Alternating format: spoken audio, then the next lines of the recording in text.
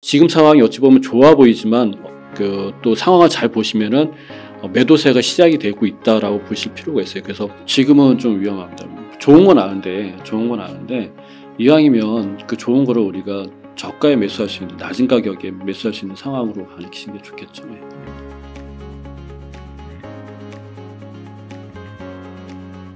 지금 상황을 좀 우리가 면밀히 볼 필요가 있습니다. 본질을 좀 이해하실 필요가 있는데요. 뭐냐 하면은 우리가 이제 지금 코스닥 시장이 2차 전지를 중심으로 해가지고 막 뜨고 있잖아요. 폭등하고 있고. 그 다음에 이제 요즘에 들어서 이제 바이오까지도 이제 움직이고 있습니다. 근데 이 상황을 우리가 좀 이해를 하시면 이 부분에 대해서 우리가 투자 전략이라든가 접근 방법에 대해서도 이해되실 거예요. 그러니까 우리가 이제 그동안에 이제 코로나 터져가지고 유동성 장세 때문에 돈이 많이 풀렸다가 금리가 이제 인상이 됐잖아요. 그러면 돈이 다 어디로 갔냐면은 시중에서 은행으로 다 돈이 빠져나갔습니다. 그러니까 시중에서 돈이 돌고 있지가 않은 거죠. 예를 들면 하다못해 SK하이닉스도 지금 해외에서 2조 원을 돈을 빌려왔거든요. 삼성전자도 자회사를 통해서 제가 보기엔 20조인가 자회사를 통해서 현금을 지금 현재 재워놨다는 얘기도 있고, 이러한 것들이 지금 그러니까 이제 대출은 좀 어렵고 금리가 높으니까, 그리고 회사채 발행해도 채권 투자자들이 머뭇거리고 있고 상황이 안 좋으니까요.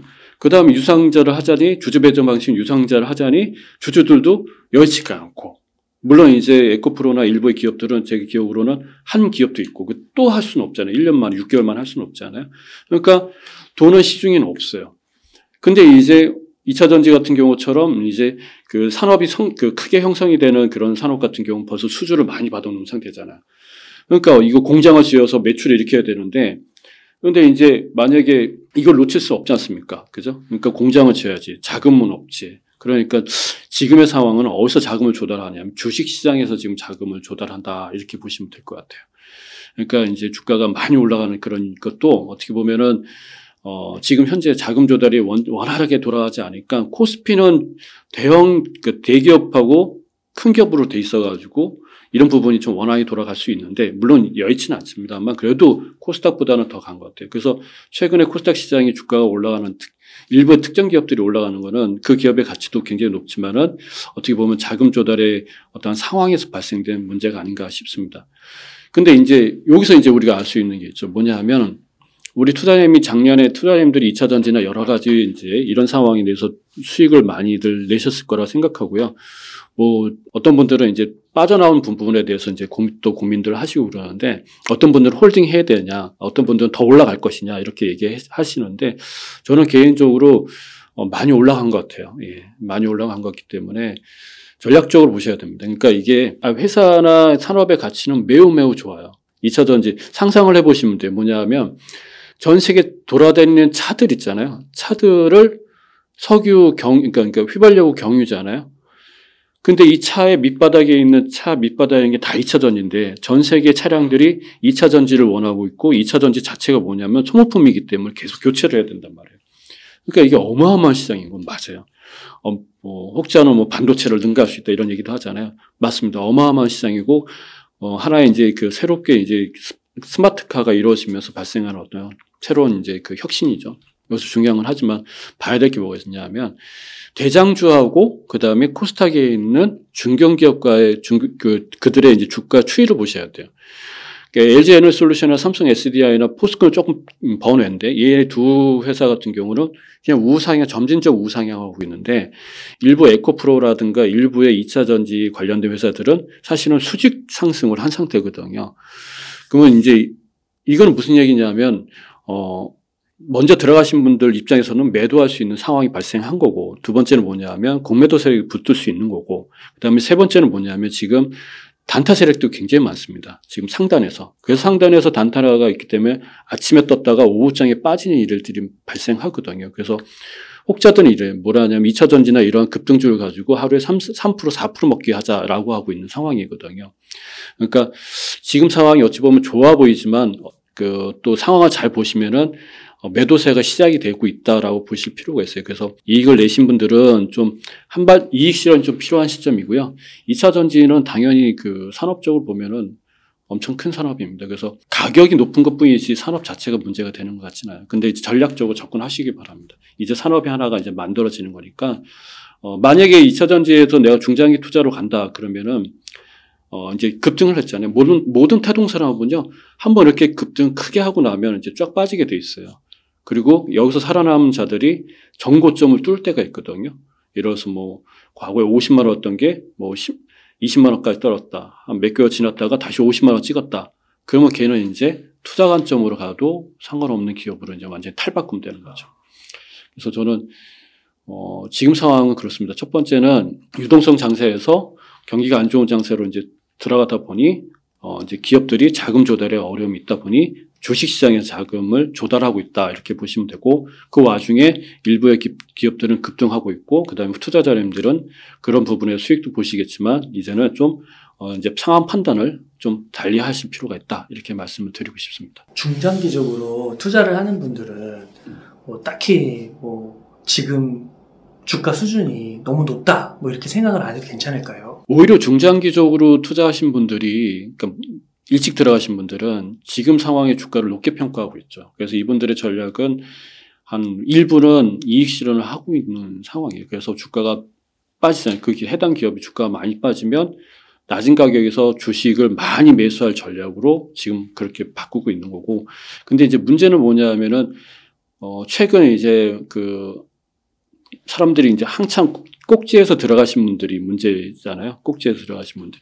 이런 분들은, 좀 전략적으로 조금은 한 템포 이렇게 쉬면서 가실 필요가 있어요. 무조건. 왜냐하면 먼저 사신 분들이 항상 팔 수 있는 지금 여건이 마련되어 있는 거거든요. 그래서 중장기 투자의 관점에서는 먼저 투자하신 분들은 전략을 하여간에 주식수를 좀 넓혀가는 방법을 좀 취하려고 할 겁니다. 그래서 윗상단에서 좀 일부를 이익 실현하고 떨어지면 이제 재매수가 들어가겠죠. 예.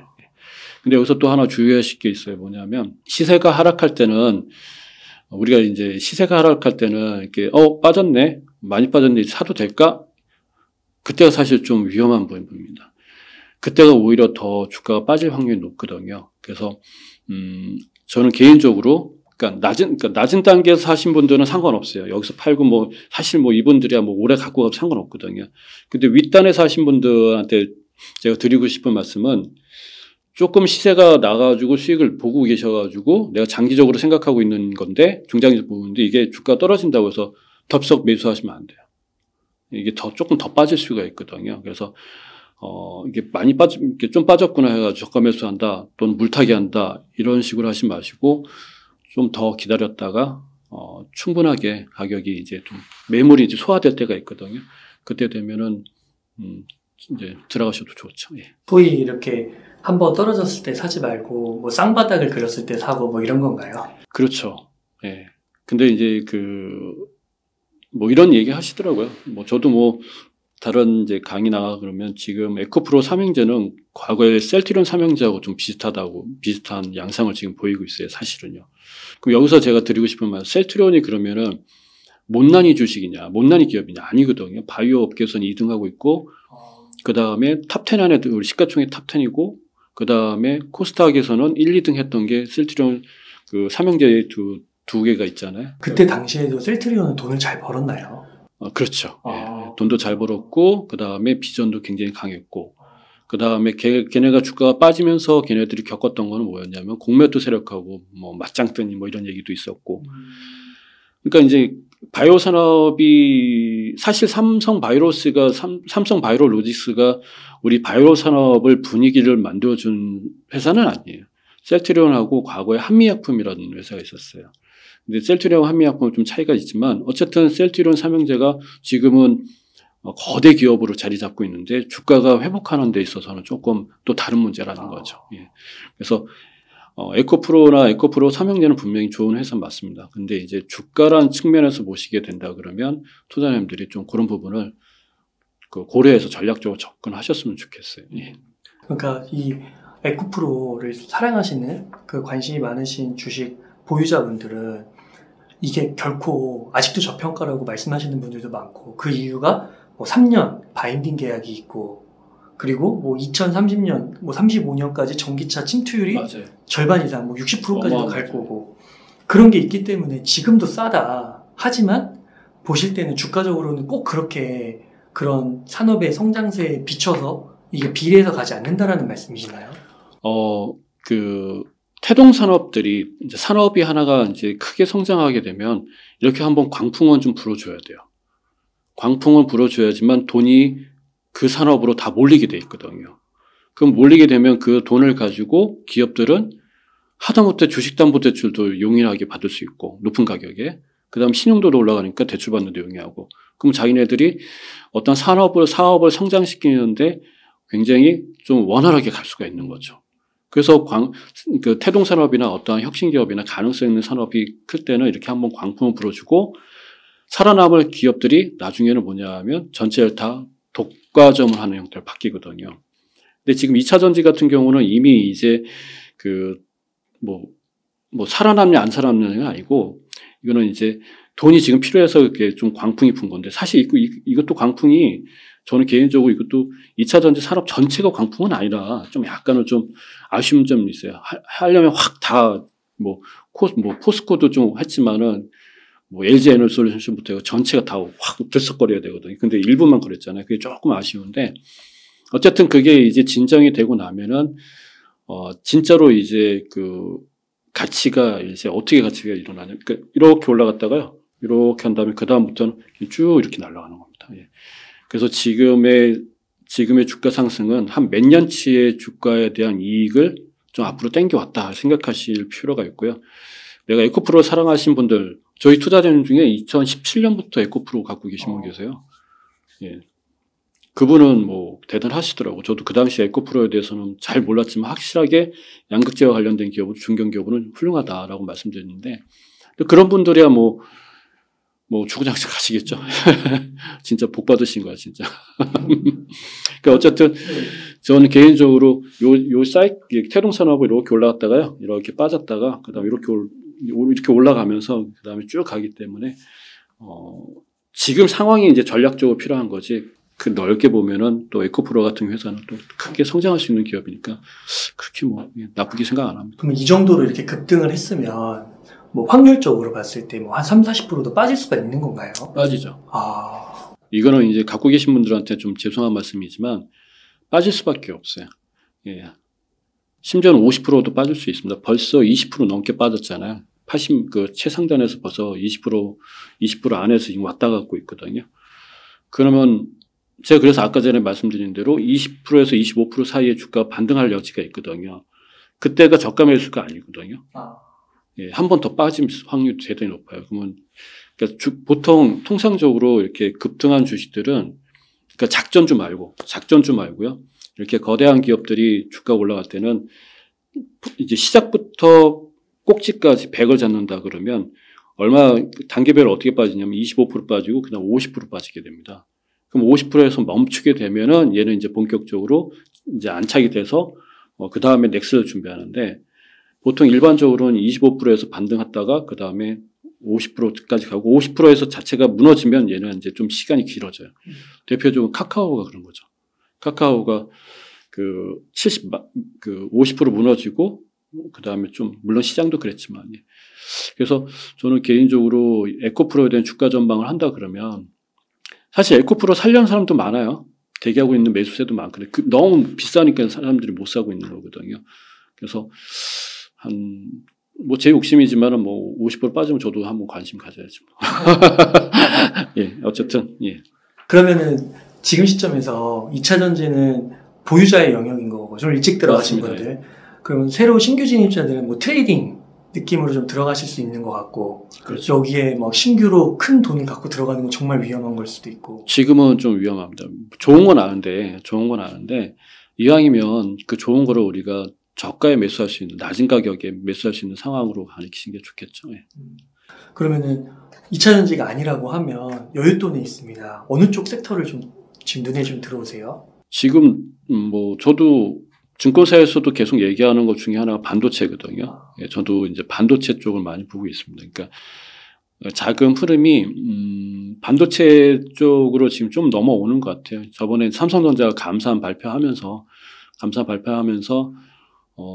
외국인들이 그날 4%, 삼성전자 4%대, SK하이닉스는 6%대 이렇게 대량으로 매수했거든요. 그래서 반도체 쪽이 좀 움직이지 않을까. 왜 그러냐 하면 지금 2차 전지가 가는 이유가 스마트카 때문에 그러거든요. 2026년 되면 보급화가 됩니다. 그래서 급해요. 그러니까 자동차 회사들은 지금 2차 전지가 그 정도까지 와줘야 되는 상황이어야 되는데, 뭐 공장들이 많지가 않잖아요. 그러니까 굉장히 급하거든요. 그러니까 예를 들어서 2년 동안 공장 짓게 되면은 2025년, 26년 된다 그러면은 그때 이제 차를 이제 출시를 해야 되는데, 근데 그와 2차 전지와 더불어 또 뭐가 필요하냐면 반도체도 만만치 않게 필요하거든요. 네. 그러니까 이제 반도체가 좋냐, 2차 좋냐 이게 중요한 게 아니라 스마트카가 지금 대중화가 되는 시점이 2025년, 2026년인데 이때 반도체 공급에 대해서 또 문제가 있으면 안 되잖아요. 그러니까 이번에는 2차 전지가 됐다 그러면은 이제 반도체 쪽으로 또 분위기가 좀 싹 넘어오지 않을까 저는 그런 식으로 생각합니다.